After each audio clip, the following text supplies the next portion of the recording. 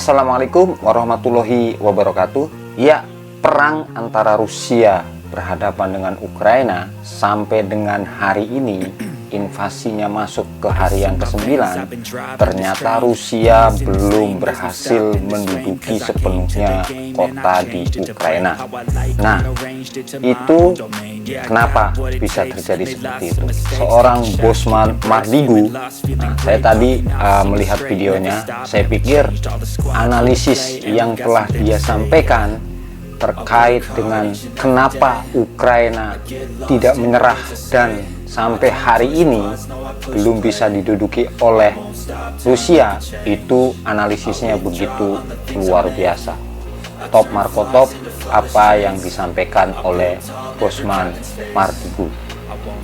Bosman Mardigu mengatakan bahwa strategi perang yang dilakukan oleh Ukraina untuk menghadapi Rusia, disebutkan oleh Bosman Mardigu, merupakan sebuah strategi yang pernah dilakukan oleh Indonesia. Apa itu strateginya? Yaitu strategi capit udang. Nah, pengen tahu kan strategi capit udang itu seperti apa? Tapi setelah saya melihat video dari Bosman Mardigu, saya telaah, saya analisis, dan kemudian saya pikirkan, memang betul apa yang dikatakan oleh Bosman Mardigu mengenai keadaan yang sekarang menimpa di Ukraina. Let's say kita orang biasa pasti akan berpikir Rusia paling lama 5 hari itu sudah bisa membumi hanguskan Ukraina. Secara Rusia adalah negara superpower yang mempunyai persenjataan lengkap, modern, dan canggih. Ditambah pula memiliki tentara yang lebih banyak dibandingkan Ukraina. Mungkin Ukraina hanya sepertiga atau seperempat lah kekuatan mereka untuk menghadapi Rusia. Tapi kenyataan hidupnya, sampai hari ini Ukraina terus bertahan untuk menghadapi gempuran dari Rusia. Bahkan ibu kota mereka, Kiev, sampai hari ini belum diduduki sama sekali oleh Rusia. Dan itu saya pikir itu sebuah kejutan ya untuk negara kecil dalam urusan perang, tapi mereka bisa bertahan. Bayangkan negara Ukraina sekecil itu berperang sendiri menghadapi Rusia tanpa dibantu oleh negara barat atau NATO yang selama ini gembar-gembor akan membantunya. Mereka hanya sebatas mengirimkan senjata, kemudian obat-obatan dan lainnya. Di luar itu, mereka tidak bisa berbuat apa-apa untuk menghadapi Rusia. Coba, itulah jahatnya negara barat untuk mengadu domba negara lainnya. Bayangkan saja, kita berkaca dari kejadian yang ada di Timur Tengah, seperti kejadian Irak, Palestina, kemudian Suriah, itu semua karena negara barat, khususnya Amerika Serikat sebagai dalangnya. Nah, tapi kita bisa lihat di sini, Ukraina yang sudah masuk dalam jebakan mereka, dan setelah terjadinya perang, mereka hanya dipelototin saja, hanya digembar-gemborkan saja. Tapi sampai saat ini mereka masih terus bertahan, mempertahankan diri dengan kekuatan apa adanya, tapi mampu menahan serangan dan gempuran dari Rusia yang begitu bertubi-tubi, begitu Spartan, tapi mereka lolos. Bahkan presidennya, seorang mantan pelawak atau komedian, masih hidup sampai hari ini. Luar biasa bukan? Nah, buat kalian nih yang pengen tahu ya analisisnya dari seorang Bosman Mardigu, yuk kita lihat bersama-sama video dari Bosman Mardigu yang baru diupload beberapa jam yang lalu, tapi isinya luar biasa. Dan ini pengetahuan juga loh buat kita orang awam, ternyata perang itu mempunyai strategi yang begitu diperhitungkan.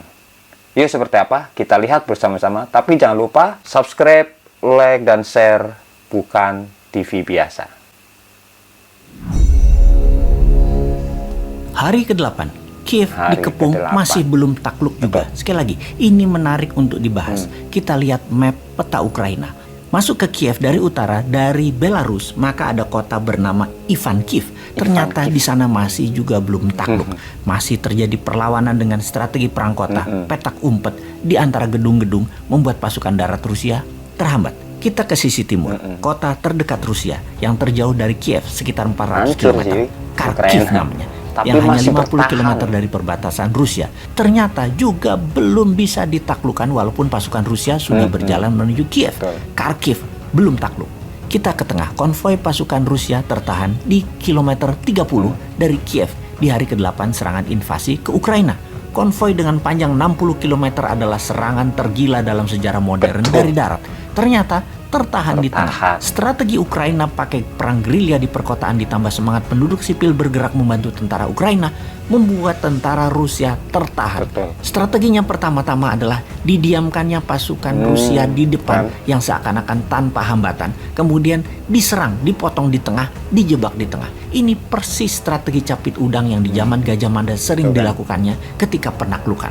Kita jelaskan sebentar strategi capit udang ini secara sederhana. Misalnya, ada demo di depan Istana Negara nanti di zaman Newman berkuasa. Cara capit udang akan dipakai lebih banyak karena lebih efektif ketimbang strategi di Radameda atau di Rodomedo. Duh, apa lagi tuh di Rodomedo? Kita kembali ke pelajaran sejarah Nusantara sebentar, ke pelajaran zaman SD. Zaman saya SD di kampung dulu tentunya. Kalau sekarang nggak tahu ada apa nggak pelajarannya. Capit udang versus di Rodomedo. Dalam penanganan demo atau perang, di Rodomedo adalah strategi perang zaman Majapahit di zaman Panglima Gajah Mada yang arti harafiahnya adalah diseruduk gajah. Dogfight. Pendemo dihadang polisi depan-depanan, itu dogfight. Ini biasanya yang menang, yang rapi, yang lengkap senjatanya, yang posisinya lebih tinggi atau lebih atas. Kalau yang nyerang di bawah posisinya capek mereka perangnya. Yang di atas pakai gravitasi, didorong alam. Di Rodomedo adalah bahasa lain, sekali lagi, diseruduk gajah. Dipakai di Wakanda sejauh ini dalam penanganan demo yang sesungguhnya tidak efektif. Sebaiknya pakai capit udang atau supit udang yang juga tersering Gajah Mada pakai. Kalau ada pendemo, pasukan penjaga di depan sedikit aja yang posisinya seruduk gajah. Tapi yang di samping dibanyakin. Ketika pendemo masuk ke depan, maka pasukan samping masuk potong di belakang pendemo. Sehingga misalnya ada 3.000-an pendemo. Yang 300-an masuk ke depan. Dikurung dari belakang. Yang 300-an terjepit dan terkurung. Ini pastinya cepat diam mereka yang di tengah karena dikepung 360 derajat. Melihat temannya dikepung yang sisanya yang 2.500-an. Pasti mundur maju ragu karena kalau bergerak yang 300 bisa dalam tanda petik mati. Jadi biasanya cepat usai perang tersebut. Kalau pendemo nanti yang 300-an itu reda, duduk mereka. Lalu kemudian masuklah bosman duduk sejajar. Mau apa kalian? Yuk ngobrol. Kurang uang buat modal usaha. Ngomong dong, nggak usah galak-galak gini. Kita printing money tapi buat produksi ya. Jangan buat impor barang Tiongkok. Ngerti ya? Sudah deh, selesai masalah. Oke, kita kembali ke invasi Rusia. Agaknya Ukraina memakai strategi capit udang ini. Dibiarkannya sebagian tentara Rusia masuk, lalu dicapit seperti saat ini. Tentara yang paling depan dijebak di tengah, yang di belakang, yang konvoi tidak bisa maju. Rakyat dengan senjata apa adanya seperti molotov, koktail, pisau, barikade berlapis-lapis atau catenaccio bergerendel melakukan jepitan di mana-mana. Tinggal tentara Ukraina dengan snipernya tembak-tembakin tentara Rusia yang kejebak di tengah. Ukraina sudah menyebarkan ribuan senjata diberikan ke penduduk karena ada wajib militer di sana. Semua orang jadi bisa pegang senjata. Itulah strategi Newman juga nanti. Anak SMA wajib militer juga 1 tahun. Jadi terbukti kembali ke strategi capit udang sejauh ini membuat Kiev dan beberapa kota Ukraina bertahan. Sungguh Kiev sangat sampai hari menarik ini belum perjuangan rakyat Ukraina yang dunia tidak bisa bantu karena pintarnya Rusia dan lemahnya Amerika CS. Yang jelas, Newman tidak netral atau abstain seperti Wakanda yang takut. Oke, saya simulasikan tadi. Dari omongannya Bosman nih, analisanya, strategi capit udang adalah membiarkan sebagian musuh masuk dulu. Setelah musuh masuk ke dalam lingkaran atau tempat kita, nah di tengah dipotong, ya, dipotong. Akhirnya yang tadinya di belakang mau maju, dia akan berpikir bahwa yang di depannya mereka itu sudah terjebak. Secara otomatis yang di belakang itu akan berhenti dan yang di depan akan menjadi mangsa untuk dijadiin bubur, ya. kasarnya jadi bubur. Karena apa? Ditembakin, kemudian diberangus oleh tentara-tentara Ukraina. Nah, seperti itu. Itu kurang lebih strategi sapi tudang yang pernah dilakukan oleh Patih Gajah Mada untuk menaklukkan Nusantara zaman dahulu. Yuk kita lanjutkan lagi analisis dari Bosman. Pada pengaruh Tiongkok, kita New Mind akan mengatakan pro rakyat tertindas, yaitu pro Ukraina, pro life, dan pro humanitarian. Semangat berjuang galan people of Ukraine. Walau peluang kalian kecil di bawah serangan Rusia yang masif, namun hak hidup dan semangat nasionalisme kalian kami dukung dalam doa. Kalianlah pemenang sebenarnya.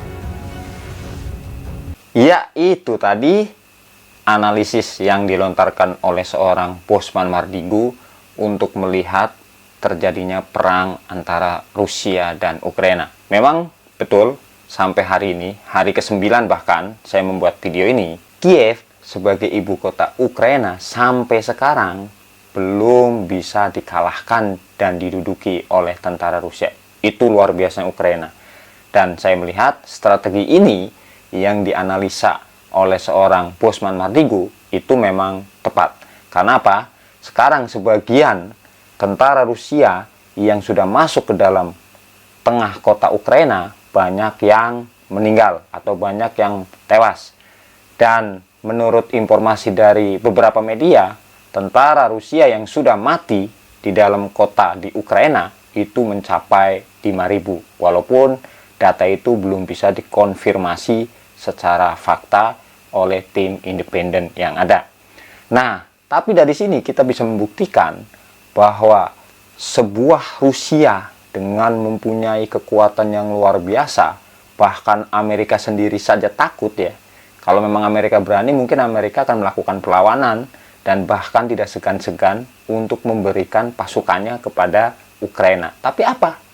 Mereka hanya bisa ngemeng doang, bisa ngompor-ngomporin doang di belakang, tapi mereka hanya support lewat senjatanya saja. Nah, ini membuktikan bahwa tentara-tentara dari NATO atau negara-negara barat, pendukung-pendukung Ukraina yang awalnya berkuar-kuar mereka akan membantu, ternyata nol besar dan mereka tidak sanggup untuk menghadapi Rusia. Tapi di balik negara barat juga tidak sanggup untuk menghadapi Rusia, ini juga karena kepintaran dari seorang Vladimir Putin untuk melakukan strategi di awal supaya negara barat dan NATO khususnya itu kalah gertak. Sehingga mereka minder dan mereka tidak bisa berbuat apa-apa setelah Rusia melakukan invasi ke Ukraina. Nah, itu saja videonya. Semoga bermanfaat. Wassalamualaikum warahmatullahi wabarakatuh.